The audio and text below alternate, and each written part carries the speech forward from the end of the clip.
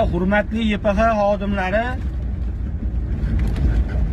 deb mana shofir bechoralarga reyd qilib yozavermasdan-chi, hech bo'lmasa haftada bir kuninglar ajratib, peshovodlarni turinglar, iltimos. Ash peshovodda enasini bog'ini kesib o'tayotganda shunaqa xotirjamlik bilan telefonda gaplashib o'tayotganlarga ham bir yozinglar, ko'raylik. Hozir kelyapman, yo'lda bitta opa peshovodda turibdi chekada.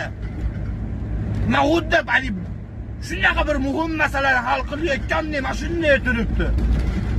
Opa gaplashib turar ekanda deb yurganimni bilaman, opa ham yurib berdi, chiroyli bo'lib. Xudoga shukr, men to'xtadim, mana kamera urib qo'ymasin deb. Orqamdan bitta jentri ham kelib to'xtadi, faqat orqamga urib to'xtadi-da. Ana opa nima deydi? Voy o'lmasam qo'rqib ketdim deydi. Qo'rqib ketganing yaxshi bo'ldi, Xudoga shukr demaysanmi, balonni tagida qolib o'lganingdan keyin. Mana kalla buriladi-yu, mana kalla o'ngga, chapga buriladi-yu. Hech bo'lmasa peshovodda qarab o'tinglar. Madam bo'ldi odam. Arenda minaman bilaman mashinada. Men arendasini beramanmi? Kameraga to'laymanmi? Yo'q bo'lmasa o'z borib mashinani to'g'irlatamanmi? Qaysi birini qilaman?